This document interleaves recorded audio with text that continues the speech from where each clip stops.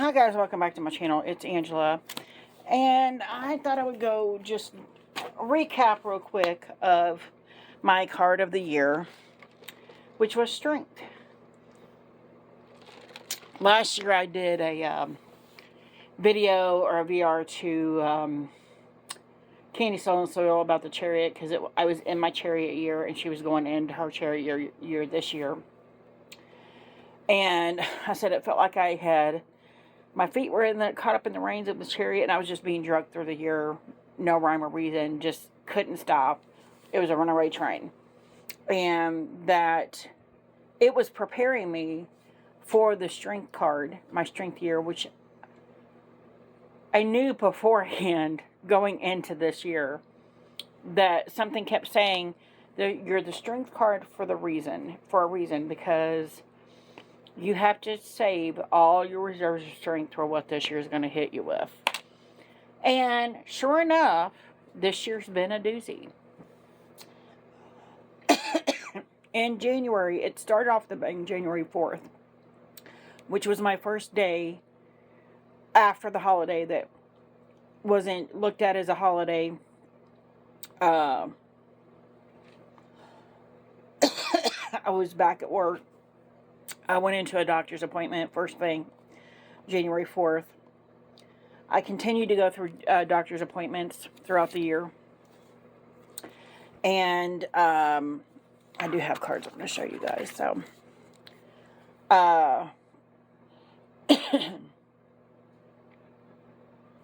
and then it was just doctor after doctor after doctor January, basically most of the year. Sprinkled in was February. My grandmother died. We buried her in February. I ran into my mother, which spawned March, April, and May a whole bunch of childhood trauma that came up because I don't speak to my mother. Then I had a garnishment from a bill that's 10 years old that I didn't even know about still. That is now taking half my paycheck every month, or every paycheck. So that happened in March, so that started a spiral of just having to save every single penny I have. June, I had a doctor's appointment where they said I was possibly on the verge of a stroke. They found other things going on with me. Not the stuff I had been going in for all year. Back in March, I've been having back problems for years. They had me in physical therapy for like 4 months. There was a lot of, in the middle of the year, just craziness. Between doctor's appointments, my emotional state because of the trauma from my mother. And then in June, was the doctor's appointment where they're like, oh, you're on the verge of a stroke. So they sent me to a specialist, and he's like, probably not. Didn't even act like he cared that I had been sent to him for a reason. There were things in my test results showing that there was possible stroke, and he just didn't care. Which I find funny now because the last 2 months they've been trying to get a hold of me saying, oh, you have a medical condition, you need to come back. And I'm like, really? Because when I went, you didn't care if I was on the verge of a stroke or not. So that was crazy. And then I had a car. I forgot all about it until I went back and watched it. I got my son a job where I work in June. He started in July.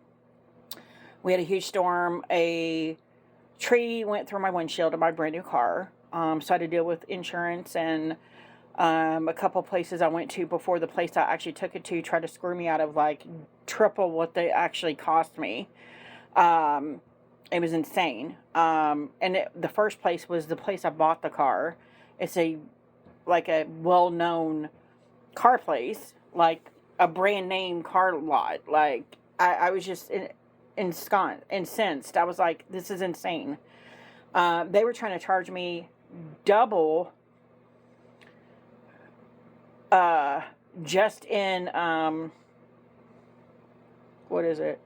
just in labor, double what I paid for total with this other place. So I don't know what happened there. They were just, it was crazy. They were rude. They were hateful to me. They acted like I was stupid and didn't know anything. And I'm like, but I do know some things. It's not going to cost more than this brand new car is worth to fix a windshield. And that's what they were trying to charge me, more than the car was worth to fix it. And I'm like, that's crazy. Wound up costing me like $2,800 through insurance. I still had to pay $500 deductible, which, considering in March I had started having garnishments taken out, I had to borrow the money, and I'm still paying it back. So, yeah. And then my son, of course, finally got the job and started working in July. And then August was my son's birthday, my dad's birthday. It was crazy. And then August, I was dealing with a lot of emotional trauma. By my birthday in September, I was just like, I'm done with this year. I'm done. Like, there's been a death. There's been all my money's taken away. I've had one after another doctor bills or hospital visits, and they didn't stop. They just stopped at the end of November. And they're already calling me to set up appointments for January and February. I already have one set up in February. Like, it's a it's like a train that you can never get off of.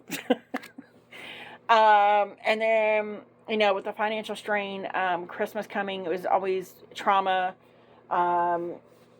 Just September through November was just like dealing with financial, not knowing, if I was going to be able to pay this bill or that bill or what was happening. It was just craziness all year long. And then December 3rd, my stepmother died. Out of the blue, just didn't wake up one morning, and my dad was incensed. And I realized, because my grandmother was my mom's mom that died in February, I had a family member die in February and then one in December this month. And it was weird because the two parents that weren't really parents to me growing up, I was there for them. Like, it was weird because the roles for once were reversed. I was actually able to be there for my mom and hold her hand while she mourned the loss of my grandmother, which was a whole other thing. Also this month, someone else almost died, which I was having turmoil over because I was happy. Because they were somebody that really wronged me growing up. A parent figure, and I was kind of happy, elated even that they may die, and I was just like, had to reevaluate myself over the last couple weeks. So December's been another emotional roller coaster for me of fighting those demons that keep always trying to surface. And so I just over the last 48 hours or so, I'm like, man, this has really been a strength year for me. It really has been a year of testing my strength and testing my ability to hold strong to my values even and to my morals. And I started out this year, I did do a video at the beginning of the year showing off all my strength cards that I liked. Only 4 of those made it back into this video because I feel like the strength card not only matured, but I matured with it over the course of the year. I mean, I feel like 2022 was my 2020 year. And I'm like, I hope it gets better from here. I'm hoping and praying it gets better from here. But again, I started to feel the shift like midway through December, like the tides are changing again. Just like I did last year when my whole year felt like it was, coming apart and I couldn't do anything and stop anything and I had no control over anything. Those tides started to shift in December, like midway through December last year, where I could feel myself shifting into that strength year.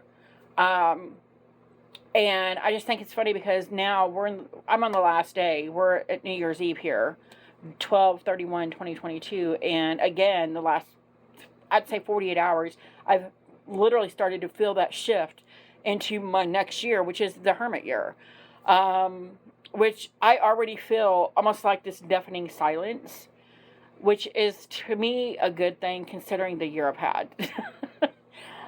There's been a lot of emotional just baggage and crap. And I started off this year thinking, oh, the strength card, and I should have pulled out my bone, stone, and earth flesh. No, that's not the strength card, the chariot. That's the chariot, never mind. I started off this year thinking one way about the strength card. And then I ended it with realizing it isn't about physical strength. It was never about me being able to hold it together. It was about me being able to mentally hold it together, to mentally and emotionally and maturely hold it together. That's what the strength card has meant for me this year. It's been about just making sure that it doesn't change me. It hasn't affected me to where my core principles have changed, if that makes any sense. And that to me is summing up what I see, what the strength card has taught me this year is that I have the reserves of strength. I have every strength I could possibly muster to continue on and have the ability to not let it affect who I am at the core. And I found that very enlightening over the last 3 days, that I'm just like, yeah, all this crap hit me and I still walked out of it. Like, I'm still alive, I'm still here, I'm still hanging on, maybe by my fingertips, but I'm still here, I'm still hanging in there. And it hasn't changed my values, my principles, my core beliefs, none of that. Now, I do feel like in the hermit year going into, that is going to change. It's not that I need the strength, it's that those core values may start to shift because I'm going inward. I'm having that introspection on, and I think that belief change in the strength and realizing it's not about brute strength, it's about your core and who you are. That should be the strength that shows through. I think just knowing that change in perspective there has catapulted me into the hermit, to where I'm going to be going inward and be in solitude and very contemplative this year. And I've already started to feel that. So it's very calming compared to the rest of the year. But I just wanted to ramble on, I guess, about that and show you the strength cards I picked for this video that are beautiful and amazing. And if you can't tell, the first one on here is the Stolen Child Tarot. That is amazing. It's gorgeous. Like, look at him. And I have decided, it was like it was screaming at me earlier, this is going to be my deck I do my year ahead spread with. And I've decided, so the first year I did just the Light Seers Tarot. Pulled a card for every month. And then at the end of the month, which I'm still going to do, at the end of the month, I go back and reflect and be like, oh, this is what happened. And it blows my mind that every month it's correct. It's dead on. And I have yet to do my December card of the month. You guys are going to freak. Because it is a deadly accurate again. And I'm like, this is insane. But the second year I did Bone, Stone, and Earth Flesh Tarot, and I companioned it with my Sacred Rebels Oracle deck. So every month I had an Oracle and a Tarot. This year I went and did 2 Tarot decks and worked with both decks. And sometimes they were the yin and yang of each other, and sometimes they complemented each other. So I thought that was pretty interesting. That was either one or the other, and it wasn't like just 2 opposite, completely non-pairing decks. They actually paired quite well, I think.